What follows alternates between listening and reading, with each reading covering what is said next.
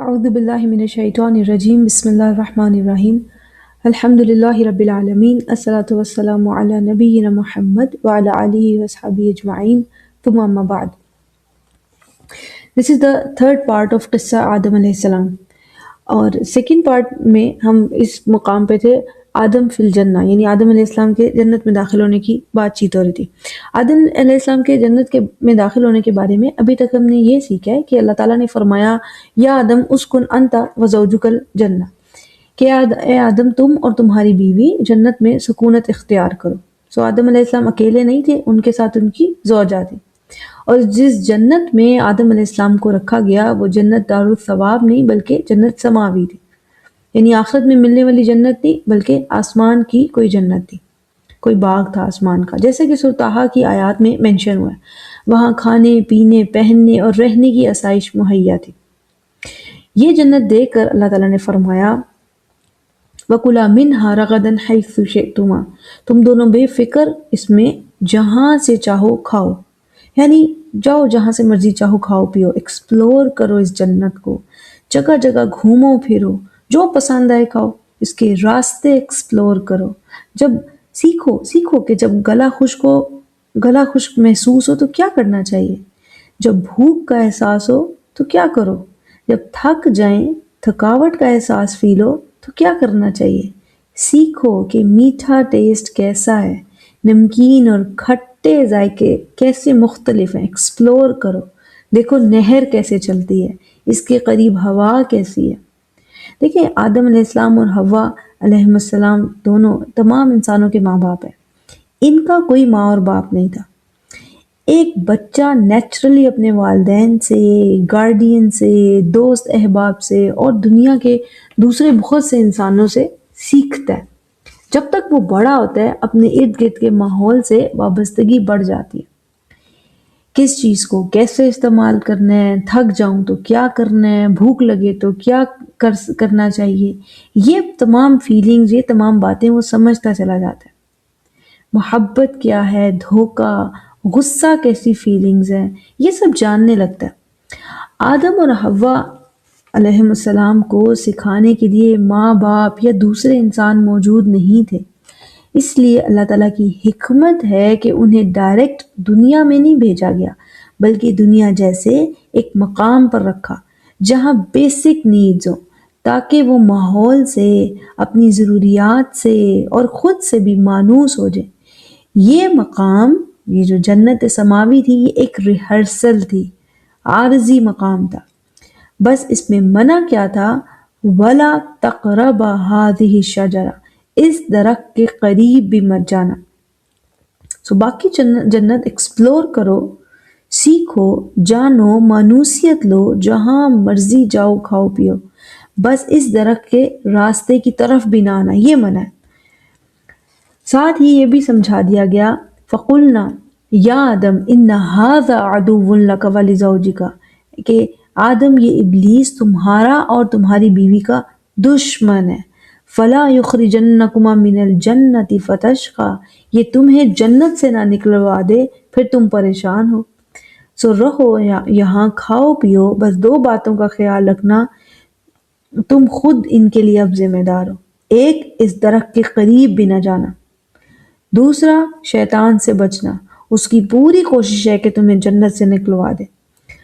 سو شیطان نے مختلف طرح سے کوششیں کی آدم اور حوا علیہ السلام کو جنت سے نکلوانے کی، کبھی شخصاً قسمیں کھا کر، کبھی وسوسوں کے ذریعے. اس کا ذکر سورہ اعراف اور سورہ طٰہٰ میں ہے، ان کو ہم پچھلے لیکچر میں سمجھ چکے ہیں.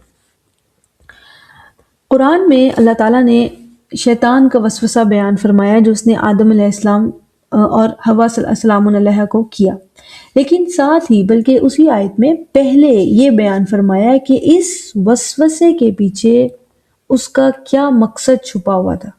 What is the hidden agenda؟ سورہ اعراف میں ذکر ہے فَوَسْوَسَ لَهُمُ الشَّيْطَانُ، شیطان نے ان دونوں کو وسوسہ کیا. کیوں کیا؟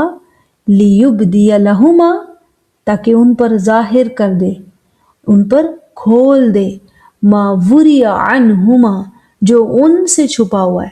لِيُبْدِيَ لَهُمَا مَا وُرِيَ عَنْهُمَا. سو وسوسہ کرنے کا مقصد یہ تھا کہ ان پر کھول دے، ظاہر کر دے جو ان سے چھپا ہوا تھا، یعنی جو موجود تھا لیکن آدم اور حوا اس سے ناواقف تھے۔ ایسا کیا تھا؟ من سوآتہما، ان دونوں کی سوآت ان سے چھپی ہوئی تھی۔ شیطان چاہتا تھا کہ کسی طرح یہ ظاہر کر دے، یعنی کسی طرح آدم اور حوا اپنی سوآت سے واقف ہو جائے۔ سوآت کیا ہے؟ اچھا، اس آیت کی صرف پہلی لائن پر ہم غور کریں گے، باقی کی نیچے کی 2 لائنیں جو ہیں یہ پچھلے لیکچر میں ہم سمجھ چکے ہیں۔ سوات کا معنی جو ہے، اس کا معنی صرف شرمگاہ یعنی پرائیویٹ پارٹس نہیں ہوتا، یہ مشہور یہی ہے، لیکن صرف یہ معنی نہیں ہے، ٹھیک ہے؟ یہ اس کا ایک معنی ہے، کل معنی نہیں ہے۔ اس لفظ کے معنی میں بہت کچھ آ جاتا ہے، اور اس کی دلیل کیا ہے؟ سورہ مائدہ میں جہاں قصہ حابیل اور قابیل ہے، جب قابیل نے حابیل کو قتل کر دیا، اسے سمجھ نہیں آ رہا تھا کہ اس ڈیڈ باڈی کا کیا کرے۔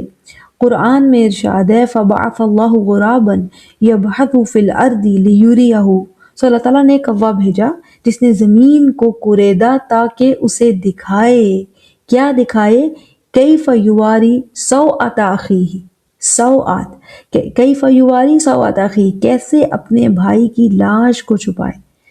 اس مقام پر سورہ مائدہ کی اس آیت میں ہر ترجمے میں سوات کا معنی لاش ہی لکھا ہوگا، شرمگاہ نہیں، یعنی سوات کا معنی شرمگاہ، پرائیویٹ پارٹس نہیں ہے، یہ صرف اس کا ایک معنی ہے، کل معنی نہیں ہے۔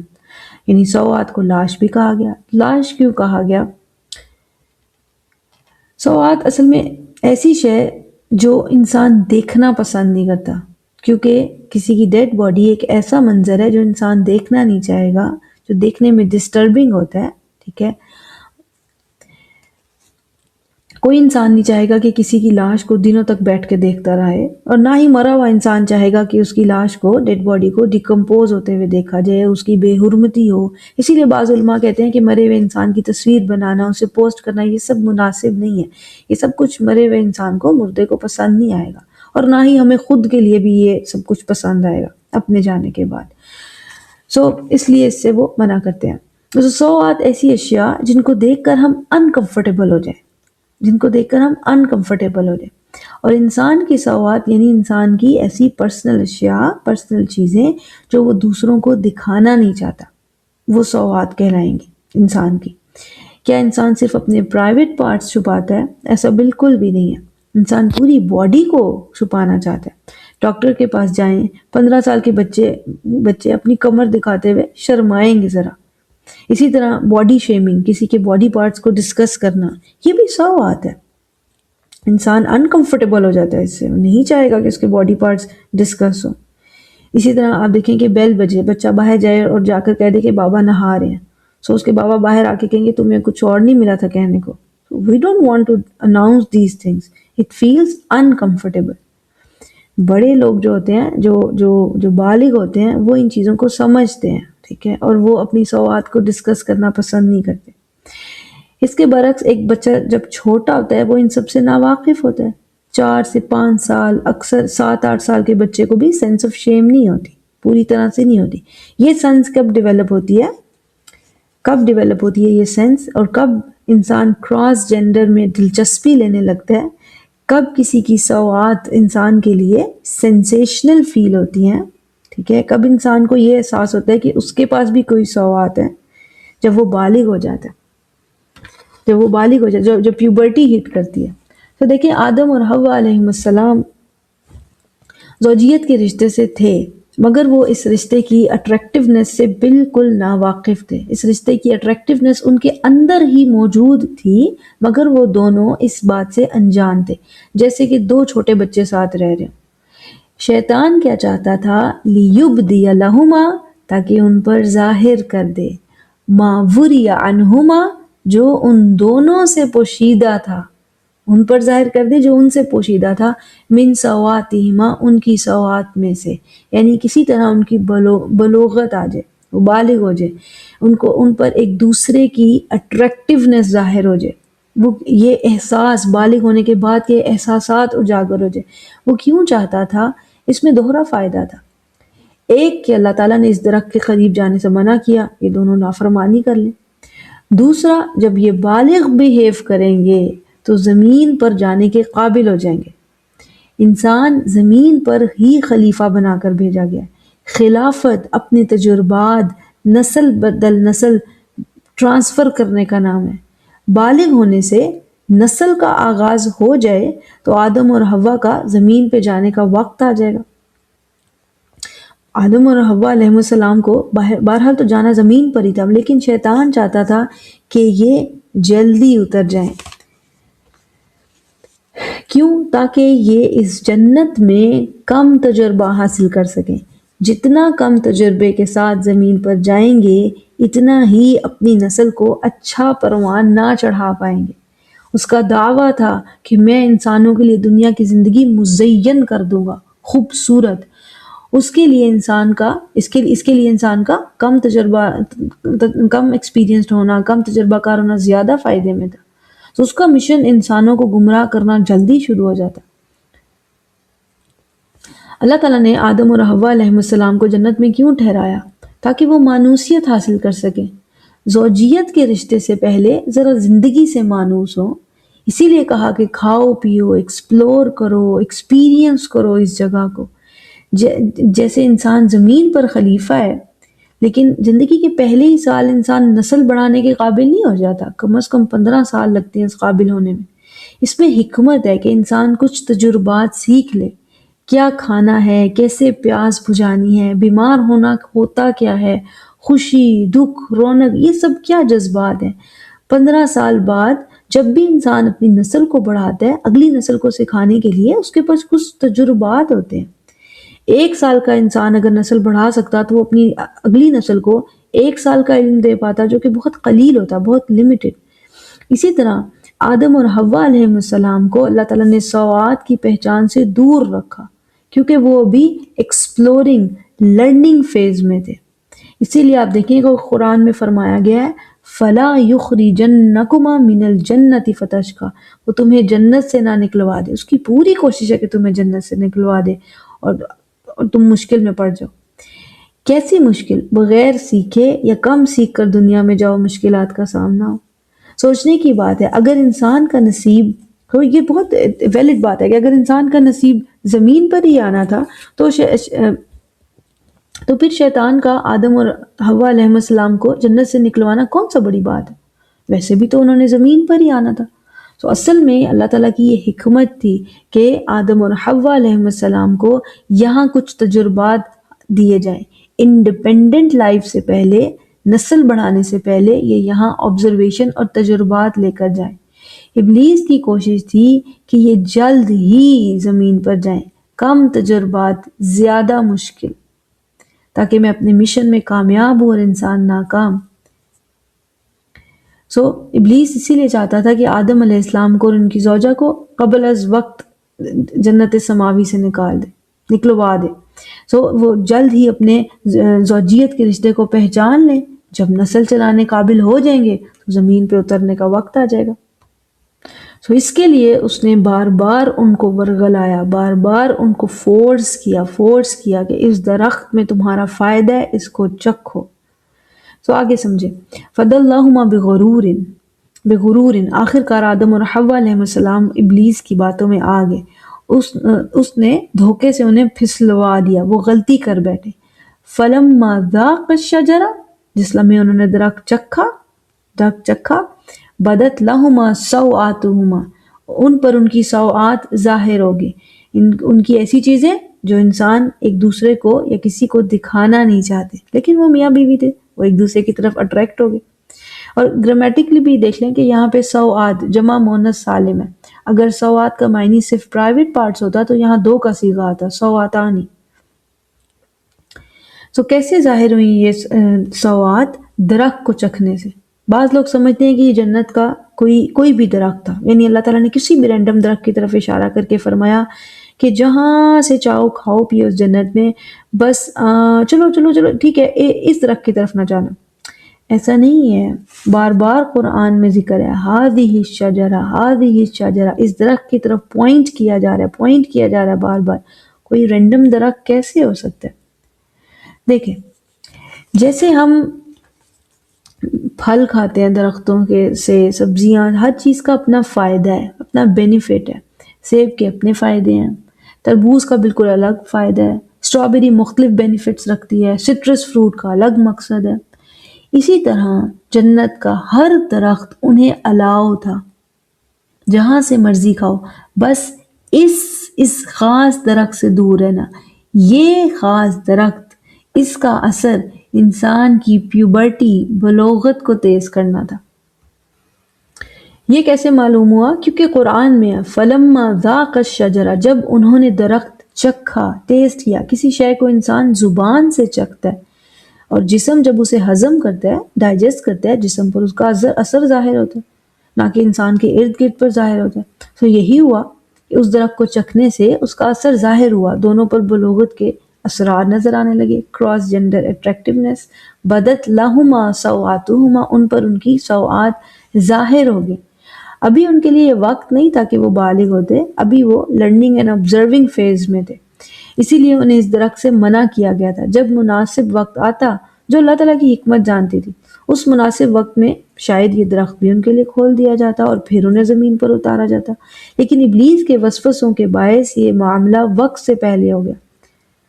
اگر آدم اور حوا علیہ السلام ابلیس کی باتوں میں نہ آتے تو شاید کچھ عرصے بعد زمین پر اتارے جاتے، اور لیکن ابلیس کے وسوسے میں آنے کی وجہ سے بلوغت اختیار کر گئے، نسل بڑھانے کے قابل ہو گئے، یعنی کہ خلافت شروع کرنے کا وقت آ گیا۔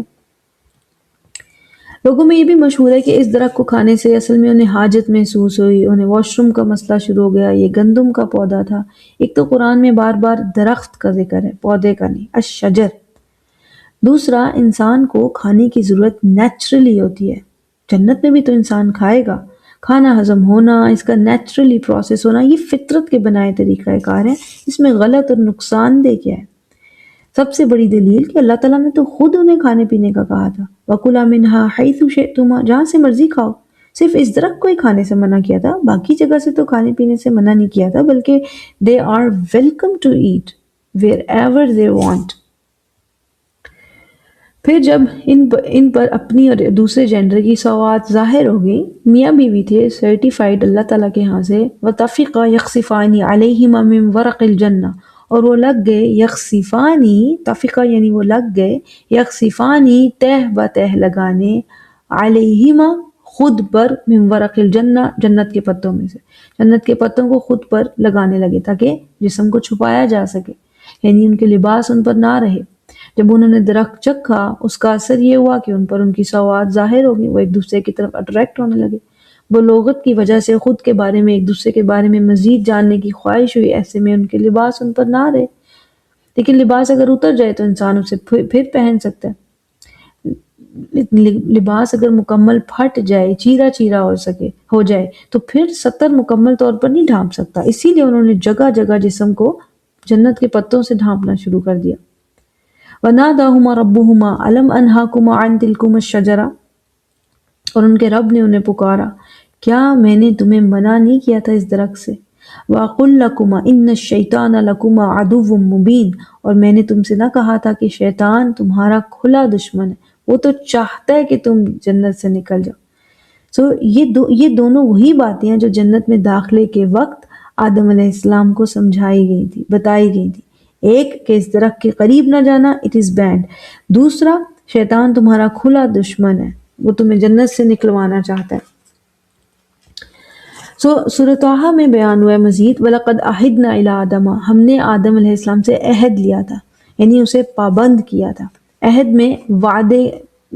اس عہد میں وعدہ کیا تھا؟ وعدہ وہی جو دو ہیں، وَلَا تَقْرَبَا هَٰذِهِ الشَّجَرَةَ، اس درخت کے قریب نہ جانا، اور دوسرا یہ کہ شیطان تمہارا دشمن ہے۔ ان دو باتوں کا، اس عہد کا آدم علیہ السلام کو پابند کیا تھا کہ now you are yourself responsible for this۔ لیکن کیا ہوا؟ فنسیا، سورۃ طٰہٰ میں فنسیا، وہ بھول گئے، اس عہد کو بھول گئے۔ نسیان اصل میں دو طرح سے ہے، ایک ہوتا ہے غلطی سے بھول جانا، آپ کی بھولنے کی نیت نہیں تھی، آپ غلطی ہو گیا آپ سے۔ دوسرا ہوتا ہے کہ جان بوجھ کر بھول جانا، کسی بات کو یعنی اہمیت نہ دینا اور اس وجہ سے بھول جانا۔ آدم علیہ السلام نے کون سا نسیان کیا؟ جان بوجھ کر اس عہد کو، اس وعدے کو اہمیت نہ دی۔ اسی لیے اس آیت کے آخر میں ہے فنسیا، وہ بھول گیا، ولم نجد لہو عزما، اور ہم نے اس میں عہد کی پاسداری کا عزم نہ پایا۔ He was not so determined, not so serious about his promise.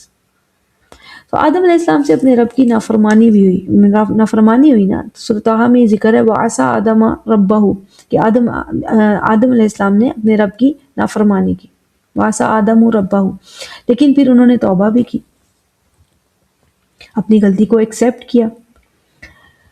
آدم علیہ السلام نے جنت سے نکالے جانے سے پہلے ہی اللہ تعالیٰ سے توبہ کی، اور ساتھ میں ان کی زوجہ نے بھی اپنی غلطی پر ندامت کا اظہار کیا، اللہ تعالیٰ سے معافی مانگی۔ ان دونوں کی دعا قرآن میں نقل ہوئی ہے، ربنا ظلمنا انفسنا، اے ہمارے رب ہم نے اپنی جان پر ظلم کیا، ہم خطا کار ہوئے، وَإِن لَمْ تَغْفِرْ لَنَا وَتَرْحَمْنَا لَنَكُونَنَّ مِنَ الْخَاسِرِينَ، اگر آپ نے ہماری مغفرت نہ فرمائی، ہم پر رحم نہ کیا تو ہم لازماً نقصان والوں میں سے ہو جائیں گے۔ تو جب انسان کو اپنی غلطی کا احساس ہو اور وہ اللہ تعالیٰ سے مغفرت اور رحمت مانگنا چاہے تو یہ بہترین دعا ہے۔ ثم اجتباہ ربہ فتاب علیہ وہدی، اور پھر اس کے رب نے اسے چن لیا، توبہ قبول کی اور ہدایت دی۔ آدم علیہ السلام سے خطا ہوئی، انہوں نے اپنی غلطی تسلیم کی، توبہ کی۔ صالح انسان اپنی خطا سے سیکھتا ہے، اسی طرح جب آدم علیہ السلام اپنی خطا سے سیکھ گئے، اللہ تعالیٰ نے بعد میں انہیں نبی کا درجہ بھی دیا۔ انبیاء نو ڈاؤٹ معصوم ہوتے ہیں، خطا سے پاک۔ آدم علیہ السلام سے جب خطا ہوئی تو وہ زندگی کے ابتدائی مرحلے میں تھے، جب وہ اتنے میچور ہو گئے کہ شیطان کی چالوں کو پہچان کر اس سے بچ سکیں، اللہ تعالیٰ نے انہیں نبوت سے بھی نواز دیا۔ لازمی نہیں کہ آدم علیہ السلام شروع سے نبی ہوں، کیونکہ انبیاء معصوم ہوتے ہیں، خطا سے پاک۔ آدم علیہ السلام کی خطا اور ان کا نبی ہونا، ان دونوں میں فرق ہم ایسے سمجھ سکتے ہیں کہ جیسے جیسے وہ خود کو صالح ثابت کرتے گئے، ان کے درجات بڑھتے گئے، حتیٰ کہ اللہ تعالیٰ نے انہیں نبوت کا درجہ دے دیا۔ آدم علیہ السلام کی عمر احادیث شریف میں 1000 سال بتائی جاتی ہے۔ انسان زندگی کے تجربات سے سیکھتا ہے۔ 15 سال کی عمر کا انسان جب 40 سال کا ہوتا ہے تو 15 سال جیسا نہیں ہوتا۔ اسی آدم علیہ السلام تو ویسے بھی 1000 سال کی عمر رکھتے تھے۔ آدم علیہ السلام اور ان کی زوجہ جب زمین پہ اترے تو مغفرت حاصل کر چکے تھے۔ اس طرح یہ بھی ثابت ہو جاتا ہے کہ انسان کا زمین پر آنا کسی بھی قسم کی سزا نہیں ہے۔ رسول اللہ صلی اللہ علیہ وسلم کی ایک حدیث ہے، انہوں نے فرمایا، صحیح حدیث ہے یہ، خیر یوم طلعت علیہ الشمس یوم الجمعہ، بہترین دنوں میں سے بہترین دن جب سورج طلوع ہوتا ہے وہ جمعے کا دن ہے۔ فیہ خلق آدم، اس دن آدم علیہ السلام کی تخلیق ہوئی۔ انسان ایک مکرم آنرڈ مخلوق ہے، خلیفہ فی الارض، جس کے لیے آسمان اور زمین مسخر کیے گئے ہیں۔ تو اس مخلوق کی تخلیق کے لیے جو دن چنا گیا وہ بہترین دن تھا۔ فیہ خلق آدم وفیہ ادخل الجنہ، اور اسی دن وہ جنت میں داخل کیے گئے، وہ مقام جہاں انسان کو زمین پر زندگی گزارنے کے لیے تیار کیا گیا، ریہرسل دی گئی، عارضی مقام، کیونکہ جو کہانی جنت میں ہونی تھی، کیونکہ جو کہانی جنت میں ہوئی، عارضی جنت میں، وہی کہانی زمین پر ہونے والی تھی۔ جیسے شیطان نے وہاں وسوسے کیے تاکہ آدم علیہ السلام کو اس جنت سے نکلوا دیا جائے، اسی طرح شیطان زمین پر آدم علیہ السلام اور نسل آدم کو وسوسہ کرتا ہے تاکہ کسی طرح انسان کو اس کی ابدی جنت سے نکلوا سکے۔ خلافت کی تیاری کے لیے وہ جنت جو تھی وہ ایک تجربہ گاہ تھی، اس سے انسان نے ایکسپیرینس حاصل کیا۔ اس جنت میں داخلہ خیر کا باعث تھا تاکہ انسان تجربات حاصل کر سکے، سیکھ سکے۔ اس داخلے کے لیے بہترین دن کو چنا گیا، ٹھیک ہے۔ وفیہ اخرج منہا، اور جمعے کے دن ہی آدم علیہ السلام کو جنت سے نکالا گیا۔ انسان کو جنت سے نکال دینا اور زمین پر بھیجنا، یہ دونوں خیر کا باعث ہے، یہ سزا نہیں ہے۔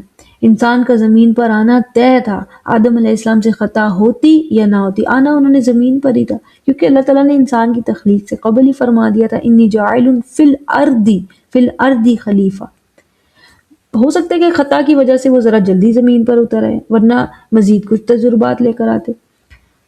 آدم علیہ السلام کے زمین پر اترنے میں بھی بہت بڑی خیر چھپی ہے۔ تاکہ انسان کی خلافت فی الارض کا آغاز ہو سکے اور انسان اس ابدی جنت کا سفر کر سکے جس کے لیے اسے بنایا گیا۔ اسی لیے جمعے کے دن بہترین دن پہ آدم علیہ السلام کو زمین پر اتارا گیا، اور ساتھ ہی فرمایا رسول اللہ صلی اللہ علیہ وسلم نے وَلَا تَقُومُ السَّاعَةُ إِلَّا فِي يَوْمِ الْجُمْعَةِ، اور قیامت نہیں آئے گی صرف جمعے کے دن۔ تو قیامت کے ظاہر ہونے کے لیے بھی جمعے کا دن رکھا گیا ہے، تاکہ جو اس دنیا کے سفر میں کامیاب ہوں وہ اپنے نتائج کا اعلان دیکھ سکے اور اس ابدی جنت کو حاصل کر سکے۔ تو انسان کے اس پورے سفر میں ہر اہم واقعہ جمعے کے دن رکھا گیا ہے، اور تاکہ انسان ایٹ دا اینڈ اس ابدی جنت میں جا سکے جس کی نعمتیں ایسی ہیں جو نہ کبھی کسی آنکھ نے دیکھی، نہ کبھی کسی کان نے سنی، اور نہ ہی کسی انسان کے دل پر ان کا کبھی گمان بھی گزرا۔ اس کے بعد وہ وقت آن پہنچا جس کے لیے انسان کو بنایا گیا تھا، النزول الی الارض، زمین پر اترنا۔ اس کا ذکر سورہ بقرہ میں، سورہ اعراف میں، سورہ طٰہٰ میں بھی ہے۔ وَقُلْنَا اهْبِطُوا بَعْضُكُمْ لِبَعْضٍ عَدُوٌّ، اور ہم نے کہا اتر جاؤ تم سب یہاں سے، تم میں سے بعض کے دشمن ہیں۔ یہ دشمنی جن اور انس ہونے کی وجہ سے نہیں ہے کہ تمام جن تمام انس آپس میں دشمن ہوں گے، بالکل بھی نہیں۔ یہ دشمنی اطاعت گزار اور نافرمان ہونے کی وجہ سے ہے۔ انسانوں اور جنوں میں سے بعض اللہ تعالیٰ کے مطیع فرما بردار ہوں گے، اس کے برعکس انسانوں اور جنوں میں سے بعض ہوں گے جو اللہ تعالیٰ کے نافرمان ہوں گے۔ جو اللہ تعالیٰ کے فرما بردار ہیں وہ حزب اللہ، اور جو شیاطین الانس والجن ابلیس کے فرما بردار ہوں گے وہ ہیں حزب الشیطان۔ اہل حق ایک طرف چاہے جن ہو یا انس، اور اہل باطل ایک طرف چاہے جن ہو یا انس، یہ ہے دشمنی۔ وَلَكُمْ فِي الْأَرْضِ مُسْتَقَرٌّ وَمَتَاعٌ إِلَىٰ حِینٍ، ایک خاص مدت تک تمہیں زمین میں ٹھہرنا، نفع اٹھانا ہے، یہ خاص مدت قیامت تک ہے۔ قَالَ فِيهَا تَحْیَوْنَ، اسی میں تم زندگی گزارو گے، وَفِيهَا تَمُوتُونَ، اور اسی میں تمہیں موت واقع ہوگی، وَمِنْهَا تُخْرَجُونَ، اور اسی سے تم نکالے جاؤ گے، اور پھر اگلی زندگی کا آغاز ہوگا۔ ہر ایک کو اس کے کیے کے مطابق سزا اور جزا ملے گی۔ سورۃ طٰہٰ میں زمین پہ اترنا ذرا مختلف زاویے سے بیان ہوا ہے۔ اللہ تعالیٰ نے فرمایا قَالَ اهْبِطَا مِنْهَا جَمِيعًا، تم سب کے سب یہاں سے اتر جاؤ، آدم علیہ السلام اور ان کی زوجہ حوا سلام علیہا، ابلیس، اور نسل چلانے کے لیے اس کی بھی تو کوئی زوجہ ہوگی، اس کا بھی تو کوئی جوڑ ہوگا۔ دشمنی اطاعت اور نافرمانی کے پیرامیٹر پر ہے۔ بَعْضُكُمْ لِبَعْضٍ عَدُوٌّ، اس کے بعد فرمایا فَإِمَّا يَأْتِيَنَّكُم مِّنِّي هُدًى فَمَنِ اتَّبَعَ هُدَايَ فَلَا يَضِلُّ وَلَا يَشْقَىٰ، پھر جب تمہیں میری طرف سے لازماً ہدایت ملے گی تو جو اس پر عمل کرے گا نہ ہی وہ بھٹکے گا اور نہ ہی پریشان ہوگا۔ اب کیونکہ اس واقعے میں لباس کا ذکر ہے، اکثر یہ سوال لوگ سوچتے بھی ہیں، بچے آؤٹ آف کیوروسٹی پوچھ بھی لیتے ہیں کہ جب انسان زمین پر بہت شروع میں تھے کیا ان کے پاس لباس تھے؟ جب انسان کو کوئی سائنسز نہیں آتی تھی، وہ لباس نہیں بنا سکتے تھے، تو پھر کیا کرتے تھے انسان؟ اللہ تعالیٰ نے قرآن میں بیان فرمایا یا بنی آدم قد انزلنا علیکم لباس، اے ابن آدم یقیناً ہم نے تمہارے لیے لباس نازل کیا۔ جب انسان اس دنیا میں آئے بے لباس نہیں تھے۔ کیا زمین کی طرف اتارتے وقت اللہ تعالیٰ نے آدم علیہ السلام اور حوا سلام علیہا کو پھر سے لباس نہیں دیا ہوگا؟ انسان کے اندر فطری طور پر سینس آف شیم موجود ہے، انسان کے لیے لباس بہت ضروری ہے۔ جب انسانیت بالکل شروع میں تھی،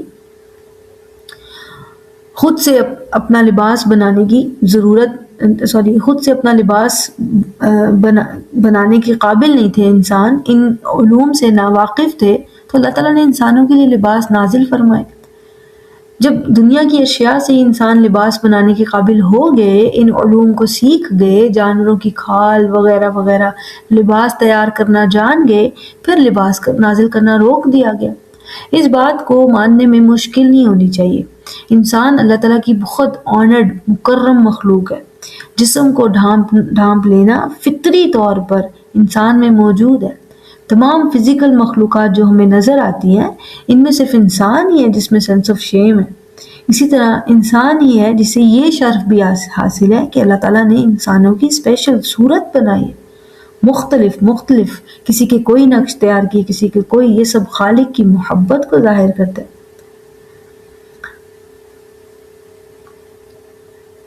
جو حص اللہ تعالیٰ نے فطری طور پر انسان میں رکھی ہے، کیا وہ اس کا بندوبست نہ فرماتا؟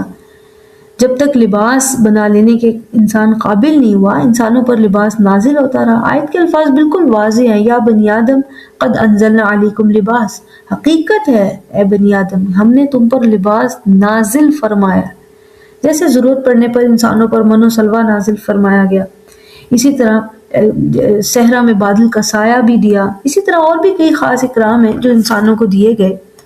نوح علیہ السلام کو اللہ تعالیٰ نے خود سے کشتی بنانا سکھائی، بے وحینا و آیوننا، اس کا الٹا ہے، بے آیوننا و وحینا، اور انسانوں کو رسالت عطا کی، ہدایت کا بندوبست کیا، وحی نازل کی، اسی طرح لباس نازل کیا، داؤد علیہ السلام کے ہاتھوں میں لوہے کو نرم کیا۔ یہ شرف بھی ایک انسان ہی کوئی ملا نا۔ سلیمان علیہ السلام کے لیے عین القطر سخرنا لہ الشیاطین، شیاطین پر ان کا کنٹرول تھا، وہ ان سے کام لیتے تھے۔ موسیٰ علیہ السلام کو آنر کیا، ان سے کلام فرمایا، کلیم اللہ۔ رسول اللہ صلی اللہ علیہ وسلم کو اعلیٰ علیین، بلند ترین مقام پر بلایا جہاں جبریل علیہ السلام کی پہنچ نہیں تھی۔ آدم علیہ السلام اور ان کی زوجہ کو زمین پر بھیجنے سے پہلے اسپیشل جنت میں رکھا۔ انسانوں پر اللہ تعالیٰ کی کئی اکرام ہیں۔ اگر من و سلوہ ضرورت پڑنے پر نازل ہو سکتے ہیں، ضرورت کے مطابق وہی نازل ہو سکتی ہے، تو لباس بھی نازل ہو، یہ ماننے میں کیا قباحت ہے؟ جیسے جیسے انسان میچور ہوتا گیا، اس نے مختلف ہنر سیکھ لیے تو لباس نازل کرنا بند کر دیا گیا۔ جیسے ایک خاص وقت کے بعد وحی کا سلسلہ بند کر دیا گیا، من و سلوہ نازل کرنا روک دیا گیا۔ انسان کی ضروریات کا ہمیشہ خیال رکھا گیا۔ وہ مخلوق جس کی ضروریات کے لیے آسمان اور زمین مسخر کیے گئے، پھر لباس نازل کرنے میں کیا مسئلہ ہے؟ جیسے ایک چھوٹا بچہ ہوتا ہے، شروع میں اس کی ہر ضرورت کا خیال رکھا جاتا ہے، جیسے جیسے وہ خود کو سنبھالنے کے قابل ہو جاتا ہے، اسے ہر چیز میں فیڈ کرنا بند کر دیا جاتا ہے۔ اسی طرح انسانیت جیسے جیسے سیکھتی چلی گئی، یہ اکرام واپس لے لیے گئے۔ بعض لوگ اس حقیقت کو ماننے سے انکار کرتے ہیں، کہتے ہیں کہ یہاں انزلنا کا معنی ہے کہ بارش برسائی، اس سے جانوروں کو چارہ ملا، پھر جانوروں کی کھال سے تمہیں لباس ملا، تو یہ معنی ہے لباس نازل کرنے کا۔ آج کے زمانے میں ایسا ہی ہے، لیکن اس آیت کا معنی بالکل سیدھا ہے، اے ابن آدم، ہم نے تم پر لباس نازل کیا۔